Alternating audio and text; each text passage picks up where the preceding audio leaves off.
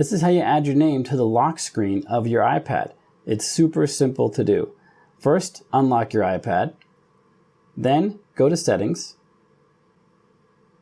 Then scroll down the left-hand side until you find Focus. Tap on Focus. Here we want to add a new focus mode that we're going to rename to be our name or whatever name you want. Tap on the plus in the top right. Tap on Custom. Then type your name or whatever name you want in there. Pick a color, like blue. Pick an icon. Tap on Next. Tap on Customize Focus. Here you can set which people and apps can get through to you while you're in this focus mode. And if you want your name to be down there all the time, you might want to have the ability for people to reach you.